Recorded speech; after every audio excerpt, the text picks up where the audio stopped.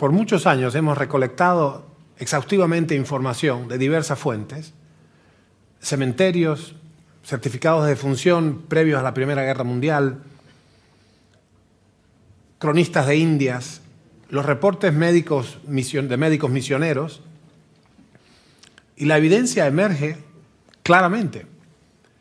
El cáncer es una enfermedad directamente asociada a la civilización. De hecho, un doctor francés de apellido Tanchot, del siglo XIX, postuló al principio de que la mortalidad de cáncer a través del mundo está en relación directa y proporcional con la intensidad de la civilización. Bromeaba al respecto diciendo que Francia era 4 veces más civilizada que Inglaterra, es decir, tenía 4 veces más cáncer. En mayo del 2009, nuestro grupo comenzó una serie de expediciones para replicar y estudiar las antiguas condiciones de vida de los Inuit, comúnmente llamados esquimales, y otros pueblos paleolíticos. El objetivo era medir su impacto en nuestro organismo, reblandecido por la cómoda vida moderna. Como un punto central de nuestra investigación, y dado que las células cancerosas se alimentan casi exclusivamente de azúcar, el monitoreo de la glucosa en sangre a lo largo de todo el experimento iba a ser esencial. Está filmando, sí. Ya sabíamos que los pueblos originarios del Ártico y otras regiones no tenían cáncer antes de asimilar la cultura europea. El trabajo físico al aire libre comenzó muy rápidamente a modificar de manera radical todas las variables positivas para la prevención de las neoplasias. Los seres humanos portamos aún los genes de los cazadores y recolectores, para los cuales la lucha por la subsistencia, el esfuerzo y las hambrunas eran una realidad permanente.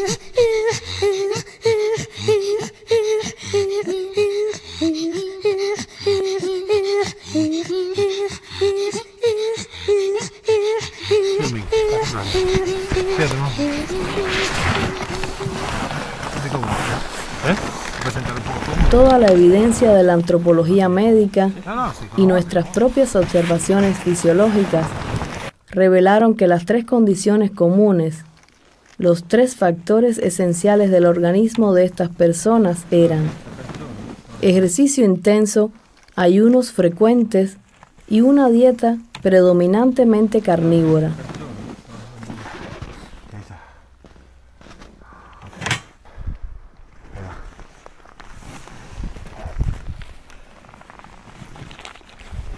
El organismo de lo que hoy consideramos el hombre moderno se forjó en realidad durante un extenso período paleolítico que precedió a la invención de la agricultura.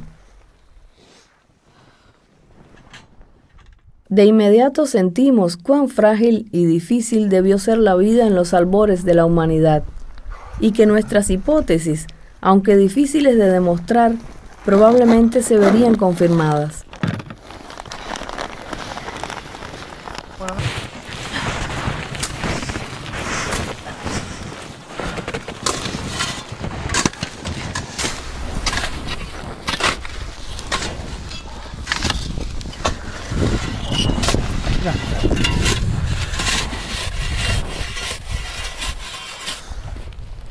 No se ve nada.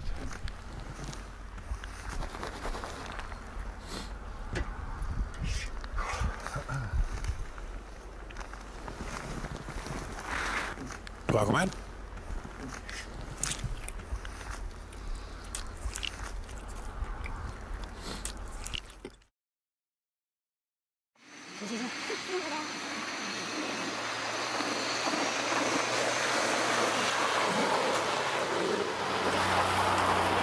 Todos los alimentos de los pueblos del Ártico eran comidos crudos. Antes de partir, nos interesaba saber si dicha carne contenía microorganismos o parásitos que pudieran dañarnos.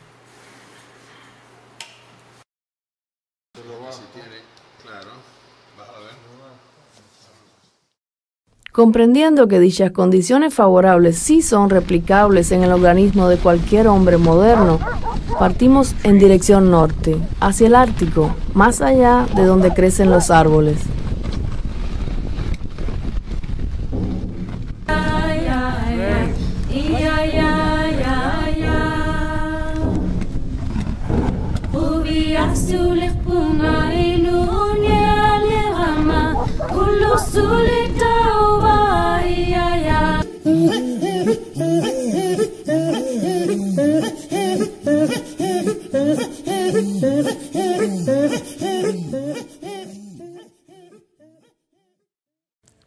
Y entonces, hacia fines del siglo XIX, los más interesantes reportes comenzaron a emerger en la correspondencia de los capitanes de barcos balleneros, de los médicos de las misiones religiosas, de los exploradores, acerca de que en el norte de América y también en Siberia no había cáncer. No había ningún cáncer, ni un caso. En una experiencia que duró más de 40 años, una búsqueda específica. Varias misiones, Amundsen, Leavitt, Stefansson. Reportes que hacían eco de iguales hallazgos 50 o 60 años atrás en el África. Gabón, Algers, Senegal. No había cáncer.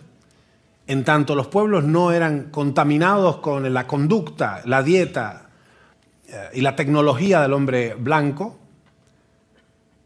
moderno y civilizado, simplemente no había cáncer. O era extraordinariamente infrecuente. Lo que para el caso es lo mismo. Está claro entonces que somos cavernícolas en un mundo moderno. Es un cuerpo paleolítico atrapado en una burbuja de civilización, de comodidades, de lujos, abundantes calorías, muy poco esfuerzo. Las enfermedades degenerativas claramente son fruto de la civilización. Más civilización, más degeneración física. Muy rápidamente, en el curso de unas pocas jornadas, de replicar in vivo las condiciones paleolíticas de existencia, caen los parámetros negativos y ascienden los positivos. Presión parcial de oxígeno en los tejidos, altísima. Caudal circulatorio, flujo de la sangre que transporte el oxígeno, altísimo. Glucemias, muy bajas. Hemos estado operando a menos 60 grados o a más 50 grados, no importa, con 58 miligramos por decilitro de glucemia, cómodamente. En 60 o por debajo de 60, trabajando. Y por supuesto la nutrición es radicalmente otra. Básicamente es una nutrición basada en grasas y proteínas. Animales, grasas saturadas, por cierto. La pirámide alimentaria está exactamente de cabeza, es al revés. Hemos estado comiendo equivocadamente los últimos 200 años.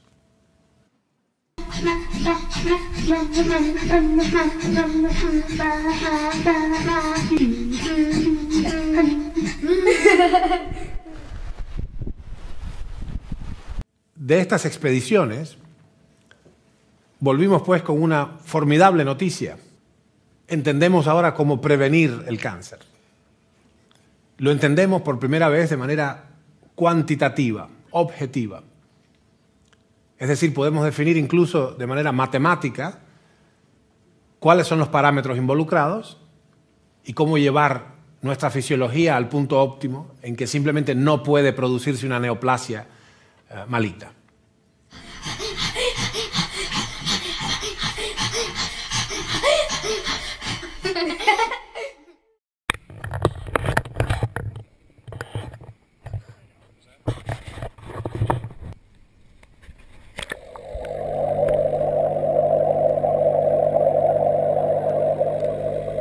Pero ¿cómo es que comienza el cáncer? Todos los procesos de reparación orgánica, como la cicatrización de una herida, una fractura o una quemadura, son siempre neoplasias restaurativas, es decir, un crecimiento fisiológico del tejido.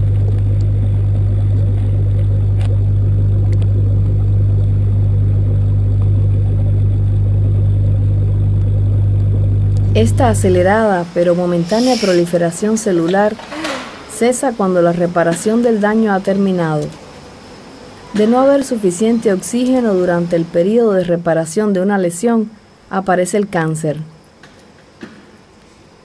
Nuestros experimentos y los de otros investigadores han revelado que este proceso depende también de la presencia de ciertas vitaminas y que la capacidad aeróbica de nuestras células es uno de los mejores predictores del riesgo de contraer cáncer.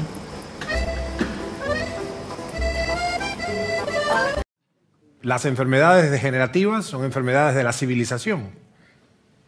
A más civilización, más degeneración física. Somos claramente cavernícolas atrapados en una burbuja de civilización.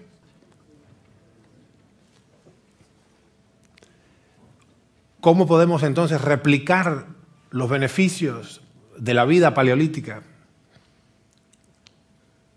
en un mundo moderno? Bien, pues es el cáncer genético. Ciertamente parece ocurrir con más frecuencia en algunas familias que en otras. Sin embargo, a 10 años de culminado el proyecto del genoma humano, la exhaustiva descripción de cada uno de nuestros genes, no hay ni rastros de una causa primaria genética del cáncer. ¿No será que es epigenético? Toda la evidencia acumulada, tanto desde el punto de vista antropológico como desde el punto de vista experimental, nos ha llevado a pensar que así es. El cáncer es epigenético. Es decir, depende de la ocurrencia de una serie de factores que modifican la expresión fenotípica del genoma. Es decir, este fenómeno es post-transcripcional. Como resulta evidente, nuestra escuela de pensamiento es una escuela claramente asentada en que los orígenes del cáncer son extracromosómicos. Involucran a los genes, pero no vienen de los genes. ¿Pero qué pasa con la polución? ¿Qué pasa con los carcinógenos ambientales? ¿Acaso no han sufrido un incremento exponencial en el último siglo, junto con el cáncer? Sí, la relación existe, pero en epidemiología es claro que la correlación no es causación. El cáncer es una única cosa, la sustitución de la respiración celular por la fermentación celular. A esto se le ha llamado la paradoja oncogénica. Virtualmente cualquier noxa, cualquier agente agresor, puede llegar a engendrar un cáncer. Y la razón es muy sencilla, hemos llegado a experimentalmente descubrir. Las agresiones al organismo suscitan una respuesta de reparación orgánica. Si en la reparación orgánica, que necesariamente es una neoplasia fisiológica, una multiplicación de células para reparar el daño, si en el proceso de reparación orgánica, decía, el organismo, el tejido, se encuentra con una condición de muy bajo oxígeno o una escasez de cofactores biológicos, vitaminas de la cadena respiratoria y otros factores, necesariamente para cumplir el cometido de reparación orgánica tiene que pasarse a un régimen anaeróbico de funcionamiento. Y eso es cáncer. La paradoja oncogénica es que un sinnúmero de agresores ambientales, pueden ser químicos, físicos, biológicos, virus, bacterias, quemaduras, intoxicaciones, hongos, traumas, todo eso podría, porque es un daño al organismo, llegar a producir cáncer. El asunto en esencia es con qué estado recibimos el daño. Nuevamente, presión parcial de oxígeno, cofactores biológicos, glucemia. Son 3 factores: azúcar, oxígeno y nutrientes. Consideremos que el cáncer es una cosa y solo una cosa: la suspensión de la respiración por la fermentación. Nuestras investigaciones de campo, en parte de antropología médica y en parte de antropología cultural, necesariamente, condujeron forzosamente a investigaciones de laboratorio. En el entorno experimental, nuestra única salida fue la autoexperimentación. Es el único vehículo ético para acelerar el descubrimiento de estos factores críticos del cáncer. No sirven los ratones, hasta cierto punto sirven las salamandras axolotl. El azúcar se introduce muy, pero muy tardíamente en la dieta. El azúcar es nativo, la planta es nativa del norte de la India. Pasan a lo que hoy llamaríamos Irak, Irán, en el siglo IV o V antes de Cristo, en las guerras griegas contra los persas pasa a Grecia y de ahí se difunde su uso a través del Imperio Romano posteriormente por Europa. Pero los que podían comprar azúcar cristalizados eran una minoría, en la Edad Media era marca de aristocracia, consumir con azúcar. A partir del siglo XVI, siguiendo la idea de esta historia social del azúcar, era tan deseada y tan rara en la alimentación europea que cuando se descubre América y se descubren lugares aptos como para plantarla, esto es fantástico porque es oro en polvo, oro cristalizado. Entonces, bueno, en el sudeste asiático los ingleses, los franceses y los portugueses en las zonas tropicales de América empiezan a plantar azúcar e invaden, en el siglo XVI, el azúcar invade Europa. Claramente. Invade.